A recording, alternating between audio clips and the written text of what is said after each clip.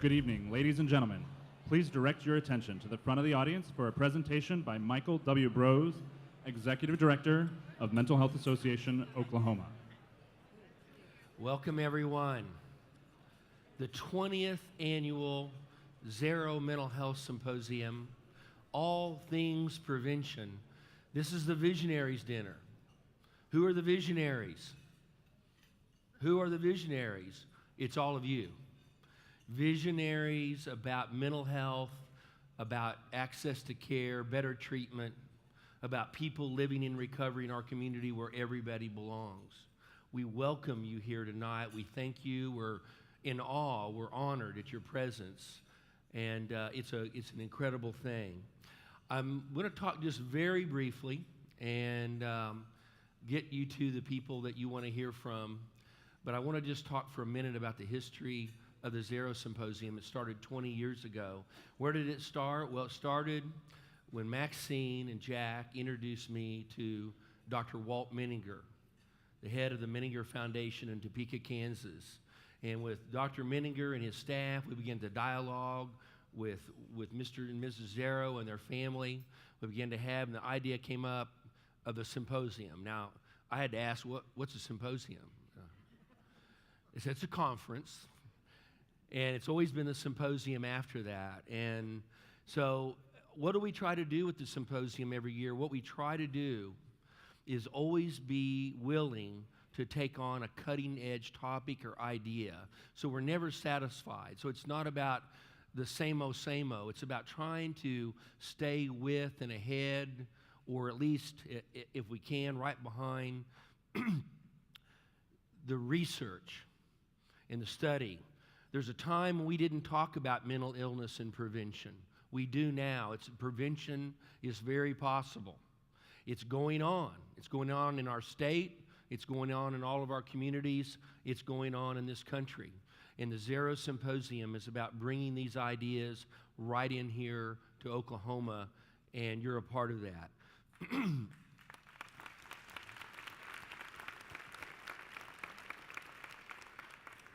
But just very briefly, so what I think about, I was sitting there thinking about what's the legacy of the symposium? Well, the legacy is about all the conversations that are going on in this room and earlier today at the conference, and will happen tomorrow. Yeah, it's the breakouts, it's the plenaries, it's the workshops, but it's also about people talking, all the conversations going on. What are we doing with the jail? We got to keep people with mental illnesses out of that jail. What are we doing with collaboration, all the ideas that are going on? Did you read that paper? Have you looked at that research? That's the legacy of the Zarrow Symposium. So two little brief stories in getting to know this wonderful family, Maxine and Jack, and them befriending us and befriending me. When I came to this job, I didn't know them. It was actually Gail that introduced me to her mom and dad. And I'll never forget one time we were in a meeting over at Community Service Council, and we were talking about the fact that people who hadn't committed any kind of crime, they were ill, and they had to be and go through a commitment process, and they were being transported over to the courthouse in shackles and chains every day. And you remember that? And I got done with the meeting. I went back to my office, and my phone rang, and it was Mrs. Zarrow. And she said, Mike, I'm so upset about that. And I said, yeah, I am too, but I don't know what to do about it. She said, well, I'm going to talk to Jack, and he's going to call Judge Winslow, and we're going to get a meeting with the judge. And I thought, well, okay, how do you do that? So I get a call in about an hour from Nikki. She's here somewhere. I don't know where she's at. And she says, can you be at the Summit Club on Wednesday? This was the day before Thanksgiving. And I said, well, yeah, I can be there at noon. Okay. I didn't know what the Summit Club was, and I didn't know where it was. I did have an idea. I probably needed to get my coat and tie on. So we went there, and it started, and we were able to address that. And it was that's advocacy, you guys. That's advocacy. That's what this is all about.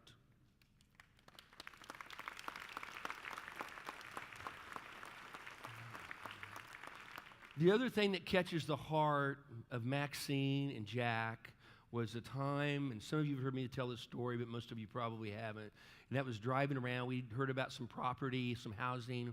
We wanted to go out and look at it, and Jack and Maxine drove their car over, picked me up at the office. It was a cold day. We went out and looked at this property, and we didn't like it. We were driving back, and we were talking, what have you, and we got back in town. We were looking at some apartments, and Maxine turned to Jack, her dear husband, and said, Jack, with all of our resources, we couldn't find housing for Kathy. What are people without the means and the resources we have supposed to do? And Jack said, we're going to raise the money and we're going to do it. So 20 apartment buildings later,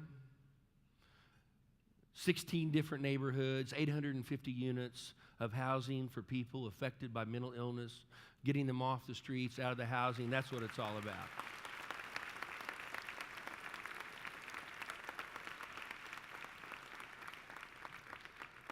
So, Ms. Zarrow, I would like you to stand up for a minute, and I'd like us to let everybody honor you and thank you. And I know you miss your partner here, but you be up here and stand by us and let us all thank you.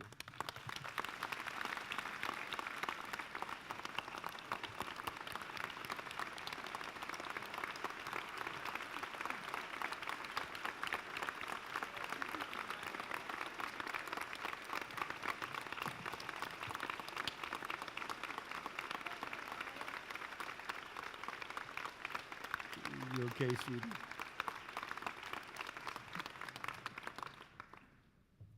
Thank you all. So, what 20th anniversary would be? It would be amiss if we didn't have a little bit of a special announcement. So, tonight, this is a surprise to her. Gail knows about it. Her family knows about it. We're creating in their honor in the Maxine and Jack Zarrow Advocacy Center. So from now on, from this time forward, the Mental Health Association Oklahoma, that in our public policy efforts and all the things that we do around working on expansion to access to affordable mental health care and health care, affordable housing, reducing the need for hospitalizations and rehospitalizations, decreasing incarceration of people affected by mental illness and substance abuse, working for increased allocations of funding for mental health care and substance abuse treatment. From now on and beyond that, and by the way, from now on, the Zarrow Symposium will always have plenary or a breakout that will be in the name of this advocacy center, in the name of Maxine and Jack Zarrow Advocacy Center. So from now on, you're welcome, dear. Mwah.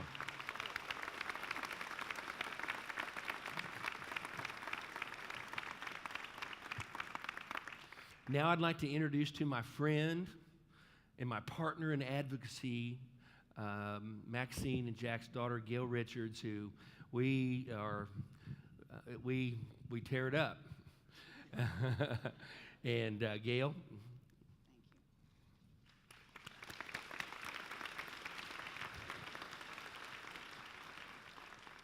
I guess this is on. Okay. Good evening. My name is Gail Richards, and I'm Maxine and Jack Zarrow's daughter. I will be speaking on behalf of my mom. Mom would like to thank the Mental Health Association of Oklahoma for recognizing her and my late father for their advocacy for the mentally ill in Oklahoma and throughout the country. Mom would also like to thank her family and friends from all over who have come to share this with her.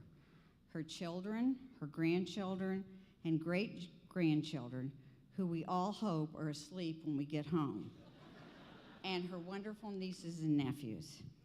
On a personal note, I only wish that my dad, Jack, and my brother, Scott, were here tonight to share in this award.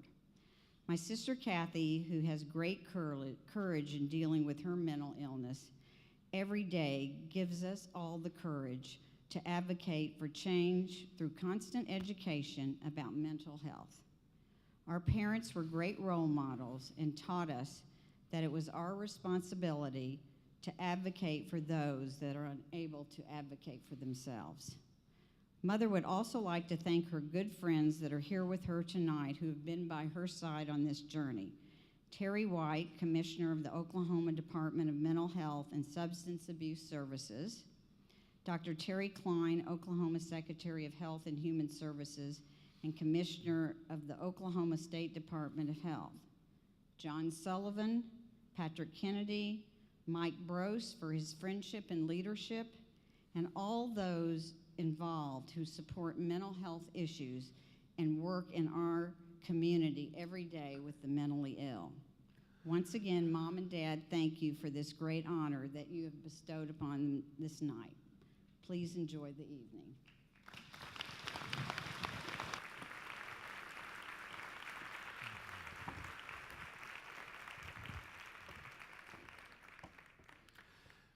So tonight it's my pleasure to introduce to you Congressman John Sullivan. And, John and Judy, they've been friends of ours for a long time. But I remember that when I first met John, he was in the State House here in Oklahoma, and he came into my office. Actually, it was an individual who lives in recovery who brought him into my office. That was the first time I'd ever met John. And we began to dialogue and talk about mental health care needs, the needs for substance abuse treatment. And John used his position, and he recruited, he and John Bryant and Mike Thornbrew, these three Republicans from right around here in Tulsa, they all got together and they said, we're going to pass mental health parity in Oklahoma. And it just looked like an impossible battle.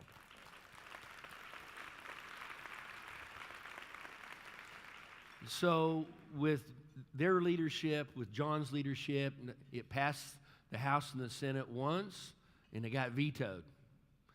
And the next year, they went back in, and they passed it again, bipartisan, again, and it got vetoed. And we got it really organized then, and it got passed again, and we had enough votes to override, and guess what? The governor signed it. We had mental health parity here in Oklahoma. So John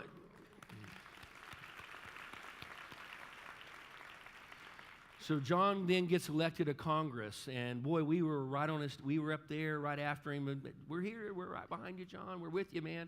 The first thing he did, he said, I'm going to reach across the aisle. By the way, I think we need a little more of that. He reached across the aisle to Patrick Kennedy, and those two began to work together, communicate together. Together, they brought a congressional field hearing on mental health parity right here to Oklahoma, here in Tulsa, to get and hear witnesses come forward to get it on the congressional record. So in 2008, October 3rd, 2008, it passed, and we had mental health parity in this country. And Patrick Kennedy, John Sullivan, you all need to understand these were the two guys that really made it happen. So John, come up. I want to have you come up. Where's John at? There he comes. Please join me in welcoming John Sullivan. Thank you. Thank you, that's nice. Thank you, buddy. It's on you. Well, thank you, and good evening. It's an honor to be here tonight to celebrate the 20th anniversary of the Zarrow Mental Health Symposium, an amazing legacy of Maxine and Jack Zarrow. As I recall, the last time Patrick Kennedy and I were here in Tulsa was 2008, when we co-hosted that U.S. Congressional Field Hearing on mental health parity. That was a pivotal moment in eventually making Oklahoma health insurance plans provide equal coverage for mental illness. And when I first started getting involved in mental health issues, I didn't know much about it. I was in the State House, like Mike was talking about, and they were talking about this mental health parity and some of these bills, and people were talking about just crazy people. That's what I thought they were talking about. And Maxine and Jack Zarrow came down and talked to me about it, and they were responsible for getting me involved in this. I would not have done it. I would not have been involved in this if they hadn't come and talked to me. And not only did they talk to me and tell me how important this was there's lost productivity in the workforce. 1 out of 5 Oklahomans suffers from mental illness. All of us know someone that has it. They also shared a story about their daughter that suffers from mental illness.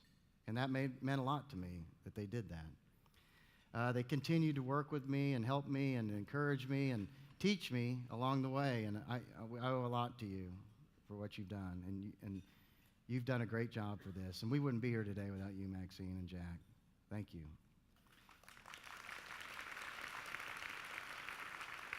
You know, when I look back at my congressional career, you know, people go, what was the most significant thing you've ever done? Well, tell us about a big bill that's really exciting. And some of the things, you know, we vote on, they're kind of meaningless. They don't really go anywhere, or they don't mean much. But one of the greatest, and I take the most pride in, that I enjoyed the most, is working with Patrick Kennedy in Congress across the aisle, and that's not a bad thing to do. You get things done doing that. Working across the aisle with a passionate crusader for the mentally ill, and that's Patrick Kennedy. No one works harder in Congress. No one's more passionate about it.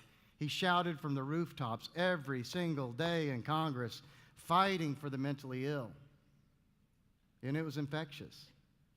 He would tell me, John, you know, we talk about why should these people be treated like dogs when they have a biologically based mental disorder that's no fault of their own? Just like someone that has diabetes or heart disease. Why should we treat them any differently? And Patrick would always say, John, this is a civil rights issue. They have rights. And I respect Patrick a great deal for that. He's a hero. He's a good man, and I like him very much. One of the things Patrick and I share is we're both Irish, Catholics, drunks. We're both in recovery. So it means so much to me that I'm here to celebrate 20 years of a conference that's helped thousands of people find and maintain their own recovery. And I know Patrick does too. So I'd now like to introduce my fellow congressman and more importantly, my good friend, the Honorable Patrick Kennedy. The best, thank you.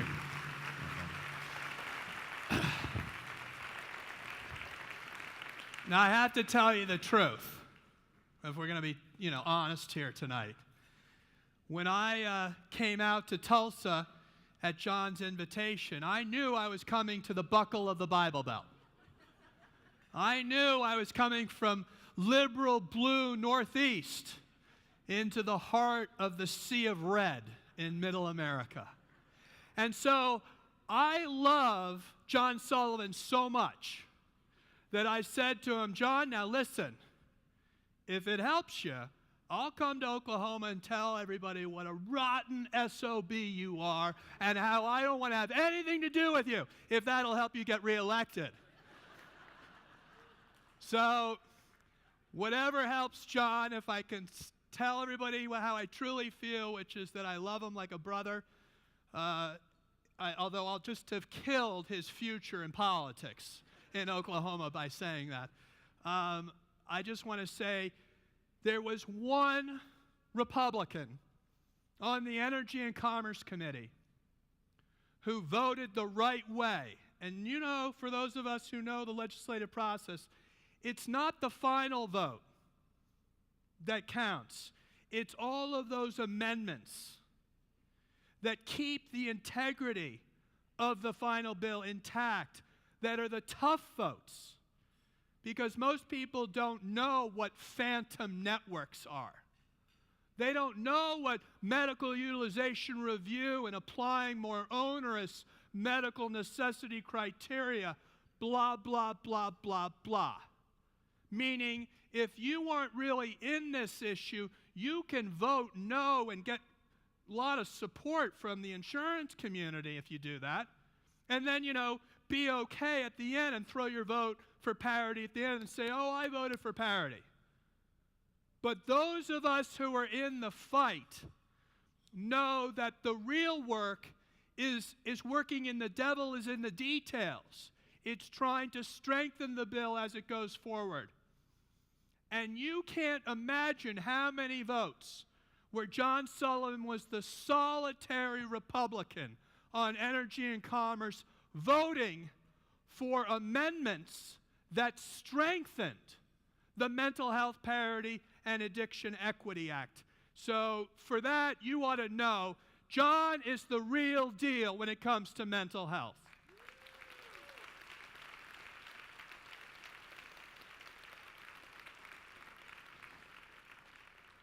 So John and I had the honor of serving with a guy named Dan Boren.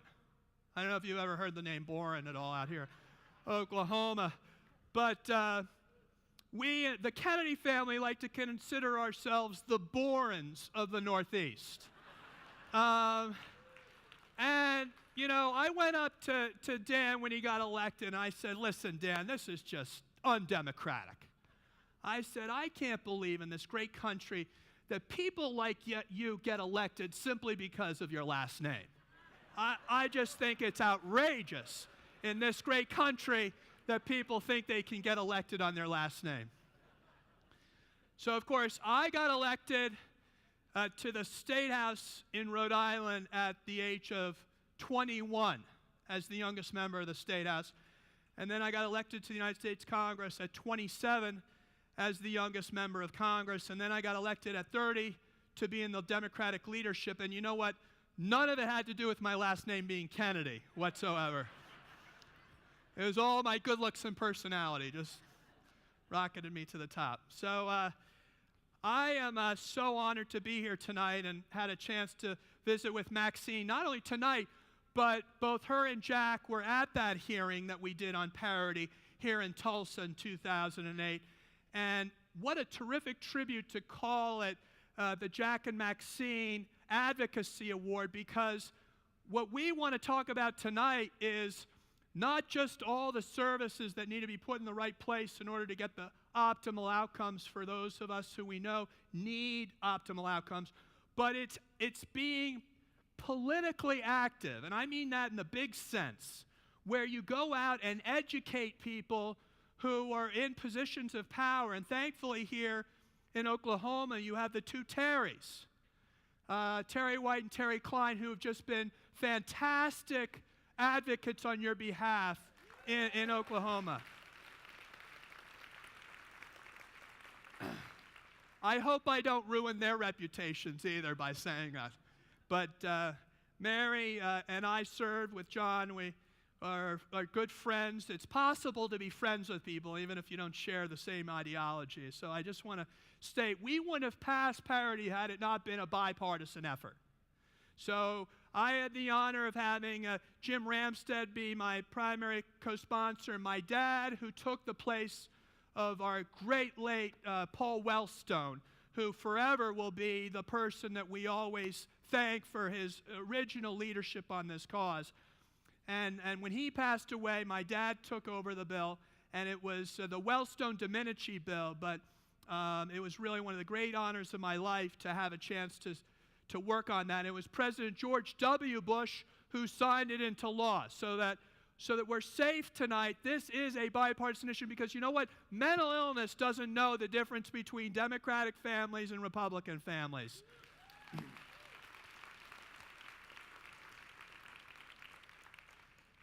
So I am so honored to have been part of this struggle, but I want to kind of set the record straight. You got me by default, which means that, as I said, I was the youngest member of Congress from the smallest state, and I was in the minority party when I got to Congress. So I was the lowest guy on the totem pole. Now, for those of you who know about the way the legislative process works, if it's a really popular piece of legislation, well, you got to be around a long time, like my dad was for nearly 50 years, and then you can be the one that sponsors the legislation. And you're like Senator Boren, and you're like a preeminent, like one of the grand bulls of the Senate. Yes, then, you know, Senator Boren can put his name, because no one's going to hold a candle to Senator Boren. They go, okay, yes, okay, you're the senior guy. But just to show you what stigma means in politics, when I got to Washington and I wanted to support this parity, I thought I was going to be co-sponsor senator way down. You know, there's 435 members of the House. I thought I might make it in the 200s if I was lucky. If I got there early enough, I might make it in the top half of the numbers of members of Congress who would sign the bill. Much to my surprise, the clerk of the House said, Congressman Kennedy, if you want to be the primary sponsor, I don't see anyone else out there who wants to sponsor the bill. Can you imagine? A bill that simply says the brain is part of the body. How radical a notion is that? That our healthcare system ought to treat illnesses of the brain just as it does every other organ of the body. That's what the bill says. Can you imagine? The youngest member from the smallest state in the minority party gets to be the champion of it because there weren't a lot of other members that wanted the words mental health and addiction, after their name. God forbid someone would ask, well, why are you supporting this legislation? And have them really look into your eyes and try to figure out if they couldn't find out whether you had a mental illness or addiction. So, and this is absolutely the case. It went all the way to the end when we finally passed the parity bill. I'll give you one anecdote. I am not only the sponsor of the mental health parity law. I'm like that Hair Club for Men guy. You ever see that ad where he says, I'm the founder of Hair Club for Men, and I'm also a client too. So I am the sponsor of parity, and I'm also a consumer of mental health services. So during one of my jaunts to treatment, it was very publicized. Like many of us who are being treated or have been treated, we often have to have run-ins with the law before we get health care. And that's a whole other subject. But yes, I got arrested too, and then I went off to go to treatment. Well, when I came back, even though everybody knew I'd been struggling with bipolar and addiction, everybody was kind of coming up to me and like taking me aside and telling me their own family stories. Colleagues of mine in Congress. And I can tell you there were quite a few of them who told me these, harrowing stories in their own family. Fast forward to when the parity bill came up to a vote. I looked at the board, and many of these same members who told me stories about how their daughters had eating disorders and had been hospitalized a number of times, who told me how their father had taken a shotgun and committed suicide in their house. I mean, hair-raising stories. These same members voted no on mental health parity when it came onto the floor in 2008. I will never betray their confidence. But I just want you to know that is what we're still dealing with, because I would go up to them afterwards. I said, we had a good conversation. I want to know how it is that you voted the way you did. And they said, Patrick, you can vote that way because you're from the Northeast. I'm from the Midwest. I can't vote that way. Because you see, in my part of the country, they look at these issues as moral issues, not medical issues. They look at these as issues of character, not chemistry. And furthermore, if I were ever to vote for that parity law, I'd have the press start inquiring as to whether I have a family or personal connection to the cause. And I honestly, Patrick, cannot subject my family to the scrutiny that will come if they ever find out that my family member suffered. Because it will be adding insult to injury if the press finds out what my personal story is.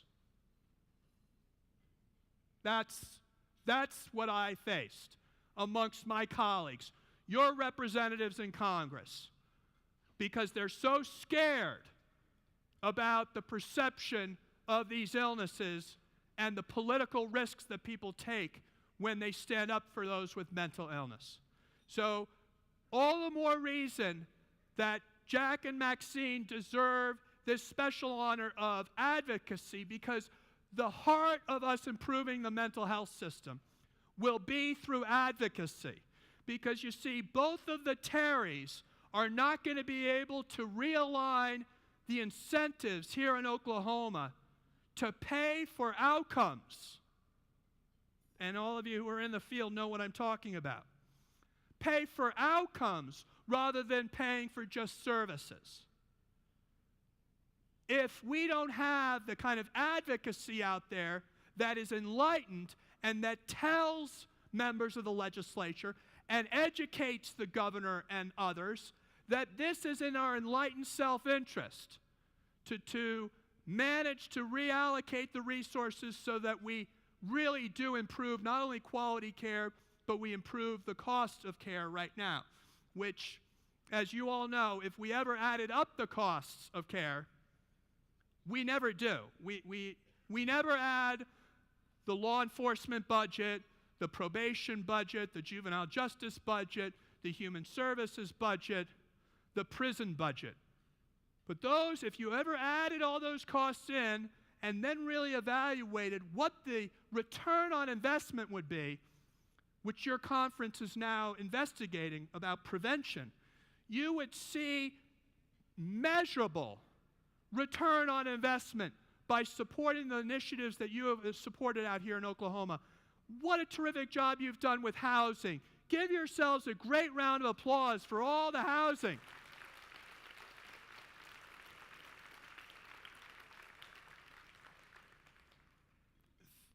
No one says housing's mental health treatment. What do you know that we don't know? My friends, this is the kind of agenda that we need to promote, not only here in Oklahoma, but all over the country. We need to take those best practices, like you've demonstrated by providing stable housing, how you've reduced the amount of hospitalizations or incarcerations. We need to provide that to other states. And so that's why I'm so happy that you're working on realigning incentives to start to pay for things like integrated care.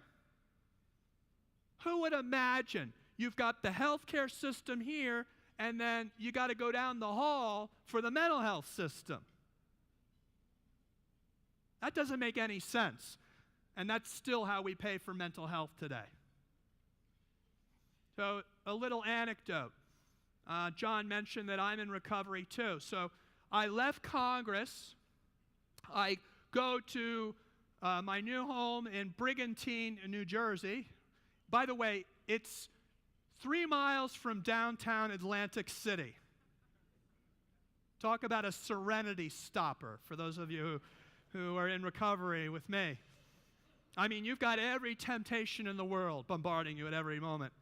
So I have the longest period of continuous sobriety in Atlantic City, New Jersey. That's just to say it right out front. So I go to my new doctor. I walk in. I said, doctor, yeah, I've got to start here. You know, I'm in recovery from addiction and been taking these medications for bipolar disorder. I've got, you know, I've also got cholesterol, and I take, you know, the Lipitor, and yeah, my tummy is upset sometimes, so I take Nexium. I got, you know, the asthma, which, you know, is managed pretty well. I got my Ventolin, my Advair, and so forth. So wouldn't you know, the whole doctor's appointment is asking me how many times I take my fast-acting inhaler versus my long-acting, and does it interfere with my sleep and all the rest. And by the way, I'm like all the way through the exam. I'm on the way out the door, and I said, Doc, you know, you saw that surgery that I had on my back? You know, sometimes I get some real pain, and I need some breakthrough meds for that. So do you think you could write me a script for Oxycontin? You know, 20 milligrams fine, 80 pills. That's just enough for me to get breakthrough. I'll come back if I need more. He broke out his prescription pad. I'm not kidding you. I mean, he knew that my cousin Caroline was ambassador to Japan, which means he Googled me a little bit before I came in. He had to have known that Patrick Kennedy, you know, recovering addict, champion of parity, and he was about to fill out a script because his training was not to ask any of his patients about their, emotional health, their mood disorder, their addiction. My friends, this is Stone Age stuff. The fact that we're still have a system where the medical community does not do a checkup from the neck up is you should find pretty shocking. The fact that obstetricians and gynecologists don't ask about sexual trauma. The fact that orthopedists don't ask about whether you were inebriated when you broke your leg falling down the stairs. That don't ask about how you got that contusion when you get wheeled into the ER. This is old-fashioned stuff. This needs to change.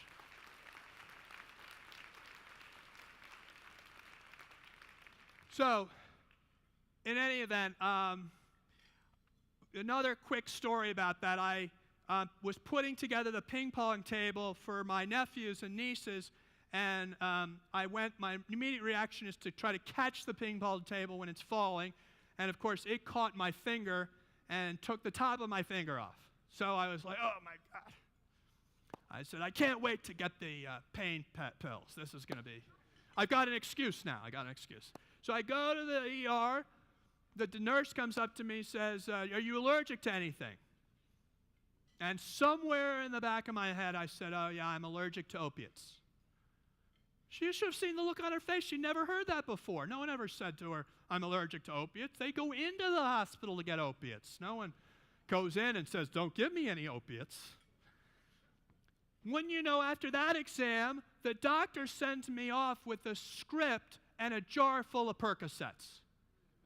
And I'm not kidding you. Of course, that's Atlantic City, and that's like the standard protocol to get people out of the ER. So I went to my 12-step support group the next day, and I told this story because I got to tell people if I'm in, jeopardy, I got to keep my support close. And I told the story how I said that I'm allergic to opiates.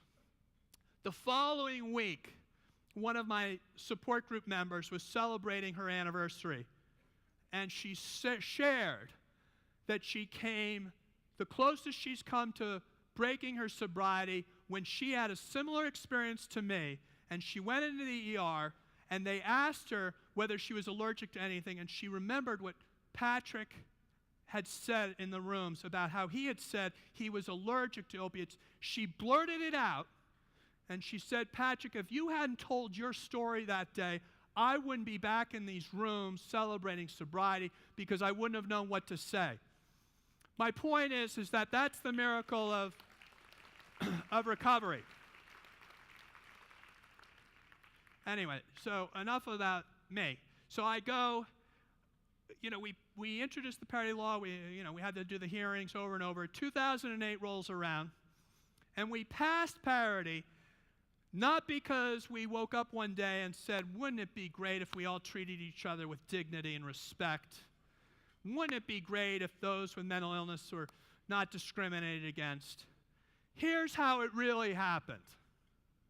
So my dad had just had brain surgery and was convalescing back at his house, and he was still like my guy. If I wanted to get anything done, as you know, Senator Boren, there was no one better than calling my dad. And so I called my dad. I said, our bill, H.R. 1424, the parity law, is sitting on the Senate desk. We need them to move the bill. What am I going to do? So my dad, while he was away, had Chris Dodd take his seat on the Health Committee. But most of you may recall the name Chris Dodd is associated with banking. That's because Chris Dodd was chairman of the Banking Committee. So my dad called Chris Dodd. I talked to Chris Dodd. Chris Dodd says, I know how I'm going to get your parity bill to pass. And I said, tell me. He said, I've got this thing called TARP, the Toxic Asset Relief Program. And in the House, you guys voted it down last week, and the stock market collapsed 6,000 points in the period of 10 minutes when the House of Representatives voted down the original TARP. So you know what's going to happen, Patrick? You know, everybody's going to want to come back and finally vote for that thing because our economy's about to go into the next Great Depression. I've got just the solution. I said, okay, Chris, you're the expert. So, of course, we came back the next week. All the members of Congress now wanted to save the economy because they recognized the critical nature of it. They voted for TARP. TARP came over to the Senate, and Chris Dodd put the $800 billion bailout for the biggest banks on H.R. 1424, the Mental Health Parity and Addiction Equity Act. And it proceeded to pass right away. So the problem with all of that is we passed the law, but no one knows about the law. Nobody knows about the law. I mean, you know, those of you who are active in the community know about it, but the general public doesn't know. And the insurance industry and many others just hope you don't find out about the law. So I have tried to think about how when I left Congress, you know, and like with John Sullivan, no one returns our phone calls anymore. You know, you leave Congress and it's like, hello, who are you? So I had to figure out what am I going to do to get people back together. So I recognized the year I left Congress was the 50th anniversary of my uncle's presidency. So I called my cousin Caroline, and I said, Caroline, you know, I really can't get anything done on this mental health stuff, but, you know, your dad did some amazing things, and two things in particular I think would be great galvanizing points for us to unite the mental health community. She said, what are you thinking about? I said, well, I'd really like to do something big around the anniversary of your father swearing in. You know, the new frontier. That was John F. Kennedy's time in office. And I'd like to say that we get all these neuroscientists together and we repurpose the new frontier for today, you know, to be about the last medical frontier, which is brain research. And Caroline said, Patrick, I love your enthusiasm, but you know what? We've already got the president and the speaker and the majority leader. We're already doing an event, so sorry, we can't do that. And I said, oh, that's too bad. She said, but you know what? You can have May 25th. And I said, Caroline, you're going to have to fill me in here. What was May 25th? And she said, that's when Daddy said that we would go to the moon. And I said, Caroline, perfect.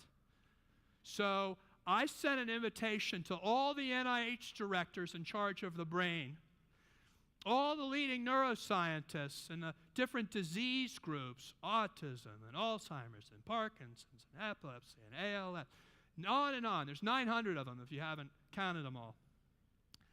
And I brought them all to the John F. Kennedy Library, and I said, John F. Kennedy said we should go to outer space.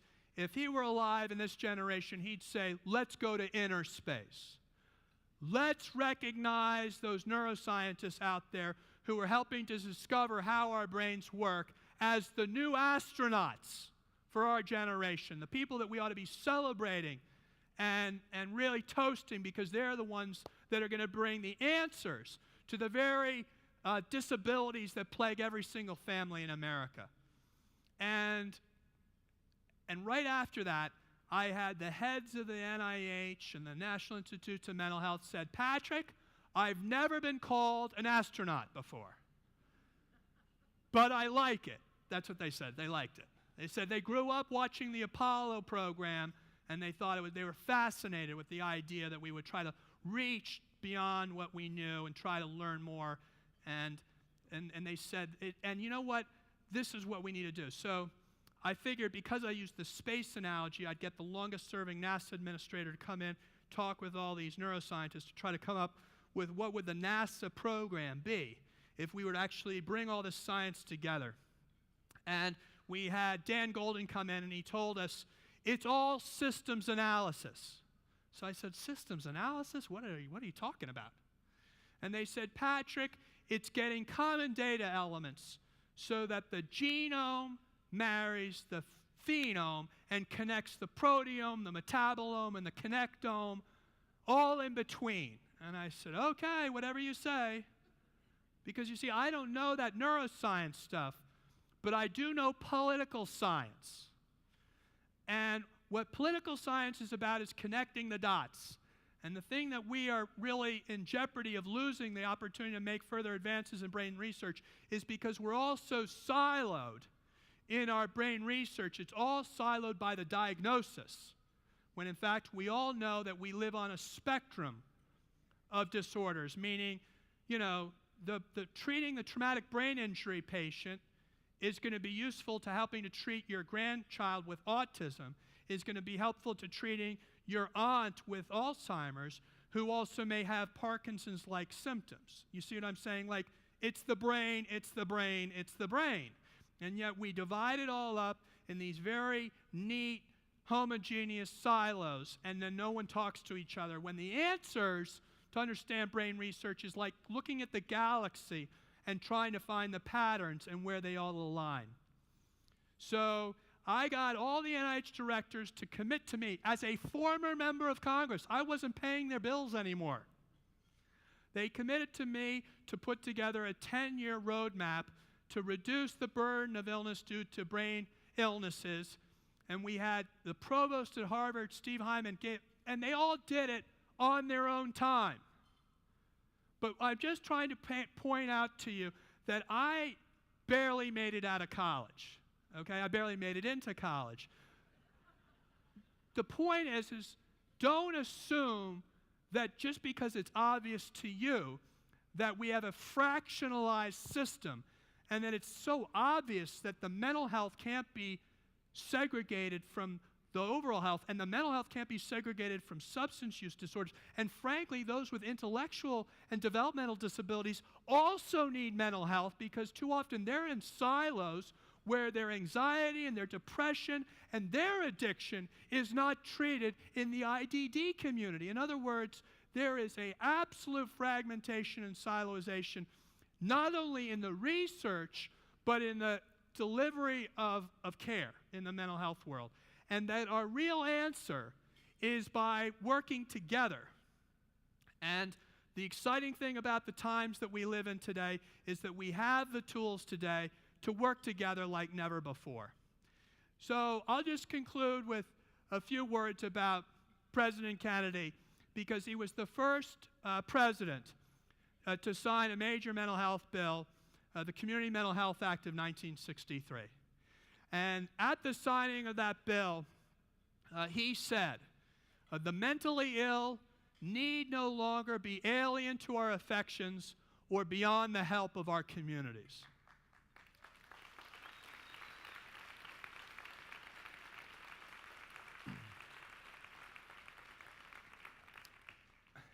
And I know so many of you are really passionate advocates, and we always try to come up with the elevator speech, you know, what do we need to do in mental health? Like, it's too many things. We got to save kids, we got to save the seniors, we got to get, you know, mental illness, we got to get severely mentally ill, we got to get prevent, we got to get substance. President Kennedy nailed it, in my humble opinion, when he said that, because he hit the heart of the problem when he said the mentally ill are alien to our affections. That's true. They're still alien to our affections. But he said, but they're not beyond the help of our communities. Communities. I'm not saying healthcare system. I'm not saying mental health care system. I'm emphasizing community, because the only way to adequately treat anyone with a mental illness or substance use disorder or intellectual disability is through community. It's doing the housing like you've done in Child and Family Services, and Gail, what a great job.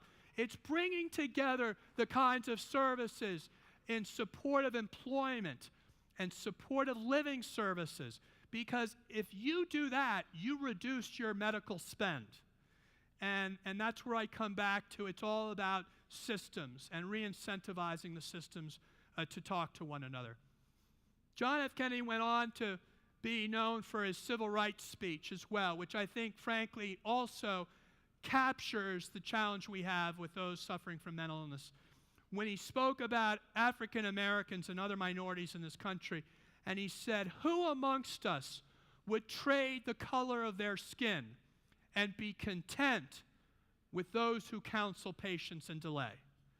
In other words, you had lots of people today say, "Oh, we'll get to that mental health thing. You know, give healthcare reform some chance to get going, and then we'll do this over here." If it's your loved one who can't get access to a physician or treatment or care or housing and is suffering, how many of us would be willing to walk in their shoes and be satisfied with the status quo that says it's okay to wait? It's okay for us to create the new asylums in this country, which are our jails and prisons. It's okay to reinstitutionalize the mentally ill in the most horrific circumstances. If you have a condition like psychosis, to put someone in a jail like we do the mentally ill in this country is an abomination. It's a crime against our own humanity that we put people in those circumstances.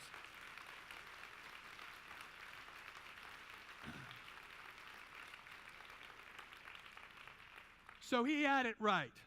Who amongst us would trade places? And so finally, I just want to leave on something kind of inspirational, because, you know, my family has been known for saying inspirational things, and I've made a lifetime of quoting them.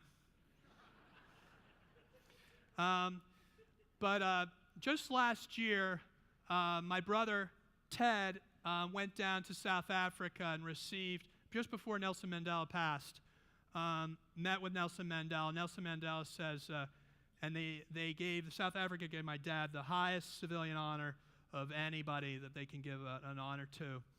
And Nelson Mandela said to my brother, "Your father was with us on Robben Island." You know, so I mean, all I need, when my brother came back and told me that, I burst into tears. I remember when he was fighting the apartheid bill, and they had to override a presidential veto. It was unheard of in American history that the Senate did that.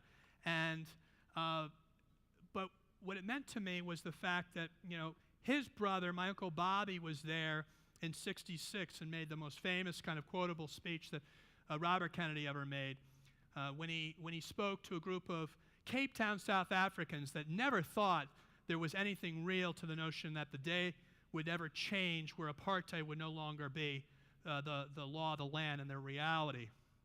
And he said, each time a person stands up or acts to improve the lot of others, they send forth a tiny ripple of hope. And coming from a million different centers of energy and daring, those ripples can knock down the mightiest walls of oppression and resistance. And what that meant to me is, you don't have to be one person to change the world, but like in this room tonight, a sea of people all doing the right thing. It used to be where, I'm sure 20 years ago, Maxine, when you got this symposium started, you couldn't have imagined that you'd be growing like you're growing today. And it's such a great credit to Mental Health America and all the fantastic support that you've gotten from people in this room, that this is really growing even faster now.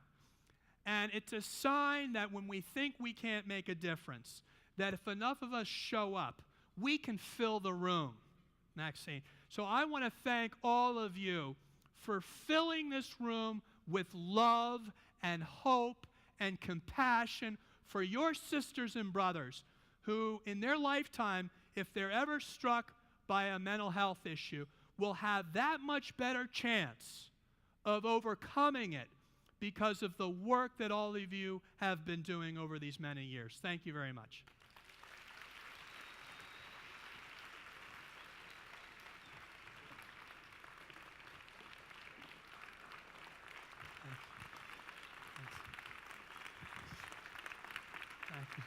Thank you. Thank you. Thank you. Thanks. Thank you.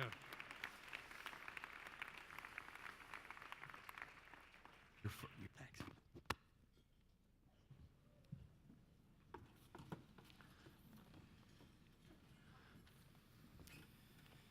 Thank you, Patrick. That was great. Very good. And as Patrick talked about in his amazing speech, he helped establish the nonprofit organization One Mind. One Mind is made up of a group of individuals who believe change is possible. They are passionate about the needs of the patient and use that as their motivation to continue their push forward on supporting mental health research. Thank you, John. I just can't thank you on behalf of the Mental Health Association Oklahoma. We cannot thank you enough for your presence here tonight. And Patrick, thank you. It was wonderful. It reminds us is that this isn't out there. This is right here in our community, in our state, across this state, our rural areas, our urban areas in Oklahoma. We have a lot of work to do, but we've got a great start. Let's build off and continue to build on what Patrick and John have done, what Maxine and Jack and their family have done. We're all going to work together, and we're going to do some really amazing things on behalf of people affected by mental illness and substance abuse. Thank you all. I want to introduce to you Judy Alexander. Where is Judy? There she is. Come on up, Judy. I failed to mention that Judy Alexander and Karen Davis were our chairs of tonight's dinner. It's because of all of what they did and their leadership that this is happening tonight. Please join me. Yeah. All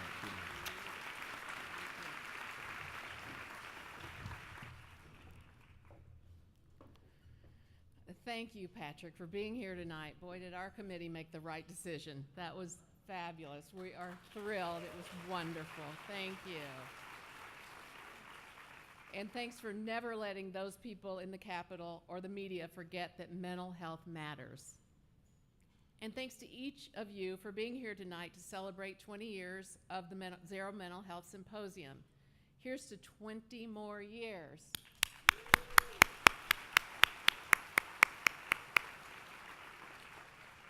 It's such an honor to join all of you in honoring Maxine and Jack Zarrow for their inspirational advocacy on behalf of Oklahomans whose lives have been touched by mental illness and homelessness. And a special thank you as we close the celebration. We have some very honored guests, the inspirational men and women of the Altamonte Bakery. They're over here at the entrance.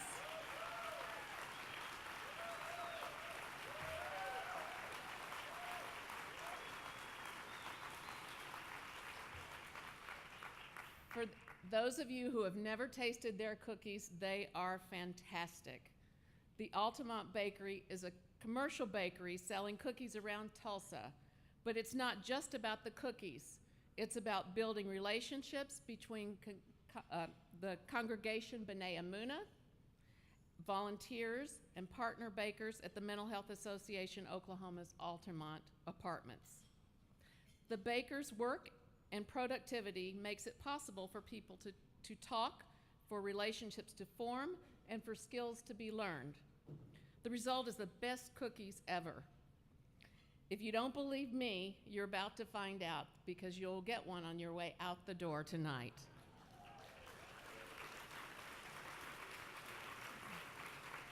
And I'm not sure what flavor, and I'm really not happy that they started with their third one, the sugar cookies, because I have been eating them. We sell them in our own facility, as many of you do here. As you leave tonight, please enjoy the complimentary cookie. The Altamonte Bakers hope that you savor. It's not just a good cookie, a great cookie. It's about fellowship and everything that comes from having a good job and people who support their recovery. Thanks again, all of you, for being here, and have a safe trip home. Hope you enjoyed it.